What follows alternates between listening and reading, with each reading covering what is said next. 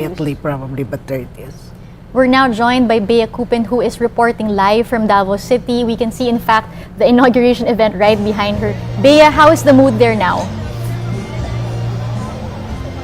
Hi Pia, hi Inday. Medyo jubilant yung crowd. Kanina nga napansin ko, no? Parang as Sara was being introduced and President Duterte was already on stage, nag-cheer yung crowd dito na to emphasize the fact na the outgoing president and the vice president-elect are both Davaoeños, both Mindanao. It's a very big deal here, no? I wrote this also in our report na it's the first time for Davao City to host an inauguration. In fact, it's the first time for an inauguration of a president or a vice president to happen outside of Luzon.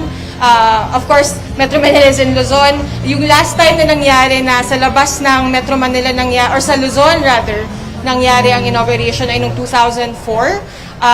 Aptly enough, it was Gloria Macapagal-Arroyo who took her oath in Cebu City as a thank you to Cebu Province, who delivered well for President Arroyo. And of course, si President Arroyo andito, and she's one of Sara Duterte's staunchest allies heading into the 2022 elections. And of course, we expect her to remain an ally as Sara Duterte begins her term as Vice President. Very, quick recap lang, no? Parang they already told us this from the very beginning, Sara Duterte's team, that it's gonna be a very simple, quick program. I wasn't able to catch the entire mass, pero parang more or less we kept to the schedule. Yung program din mismo, dire-diretso lang, lean, very simple. Yung pinaka decoration ng buong program siguro yung intermission ni Andrew E. at ni Eldy Mesa. Yung dalawang to, baka nagtataka yung mga tao nung ginagawa nila sa isang inauguration. Si Andrew E. was a staple in all of the sorties of Sara Duterte. Unity mo also, pero specifically for Sara, tweak nga niya yung campaign jingle. And if you can hear behind me, there's an instrumental version of the Sara Duterte 2022 jingle. That's all the Sara Duterte touches of this inauguration. And Nel de Mesa is also the founder of Artists for Sara. Interestingly enough, this was a group that was formed initially to encourage Sara Duterte to run for president, but we all know what happened. She eventually chose to run for vice president. To Bongbong Marcos Jr. and they both won. They're the first tandem to both win since 2004. They're also the first president-elect and vice president-elect who won by a majority. So I think kanina pinag-usapan niyo rin yung bits ng speeches. So, and to add lang siguro yung mga interesting na visitors, no? Parang yung nag-stand out kanina while we were waiting sa parang mini red carpet dito sa adjacent to San Pedro Square. The top officials from the different embassies, na pansin natin yung sa US Embassy, sa Chinese Embassy, of course. In fact, yung Chinese ambassador nag-meeting pa with Sara, and I think Baste Duterte also last night before the inauguration. So, it's a very exciting but a very tame celebration here in Davao. Parang, syempre may konting kaba kasi if you can notice, medyo overcast yung skies above me, but it didn't rain. Hopefully, it won't rain kasi although patapos na yung mismong inauguration, after this is a Thanksgiving concert featuring, again, Artists for Sara. Tapos dito sa gilid ng parang main street where the inauguration is being held, magkakaroon ng photo op si Vice President-elect Sara Duterte with the general public, and that's expected to last between 3 to 4 hours. Wow. So medyo intense yun for the incoming Vice President. Pia and Inday?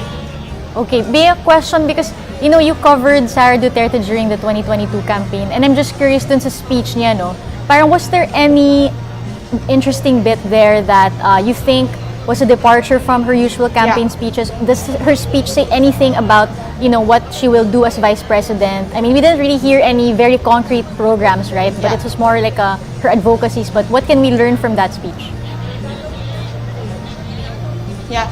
Interesting thing to point out nga kasi parang yung napansin natin sa early part ng campaign, parang medyo broken record na tayo dito, pero it took so long for the Unity Alliance and now President-elect Bongbong Marcos specifically to unveil his platform. Pero si Sara Duterte from the very beginning, clear yung parang may 3-point program siya.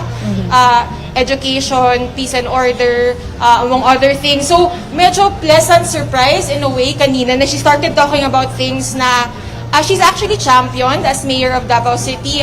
As an avid watcher of Sara All For You, and also her weekly show nung under the Davao City media arm naman. Parang she's always talked about the importance of protecting the youth from gender-based violence, particularly sa LGBT, no? She's also talked about HIV and other STIs. Parang these are things that she hasn't really been able to expound on the campaign trail. So it was nice that I like that she mentioned it. Oh, that was the sound system. Everybody, it's okay. Yeah. We're fine.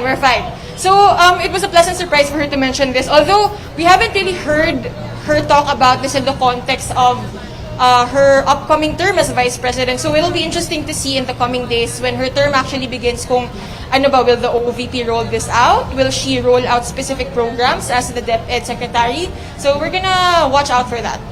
Pia, Inday? Well, siguro Bea, can we say na as DepEd Secretary, we know of course that bullying and we know that harassment based on gender and sexual identity has become a big problem in our schools, public and private. No? So if, as you said, that she has been pursuing this as Davao City Mayor, we may be expected to see this, see her firm hand on these issues when she becomes Education Secretary. Yeah, we'll definitely watch out for that because she hasn't really expounded on her plans as the incoming Education Secretary of President-elect Marcos, no? In fact, parang the most that she's actually said about her upcoming role in the cabinet is that she's excited and she's raring to start her job. So, hopefully, in the coming weeks, since she has already taken her oath, she's just waiting for her official her term to officially start. Parang sana naman marinig natin from the incoming Education Secretary kasi syempre it's a very heavy and very challenging portfolio, not just specific to the upcoming Marcos administration but in general, di ba? Parang, and to emphasize also and to promote yung in-depth reports ni Bonds for Rappler, we have there's a crisis in our education, especially when it comes to history. So Sara Duterte, as the incoming Vice President, as the incoming Education Secretary, certainly has a lot on her plate. But also, gusto ko lang i-mention no, na parang she has these two dual roles. Yung parang na-express niya lang na plano pa for OVPs that they do plan to push through with that earlier proposal to establish satellite OVPs around the country.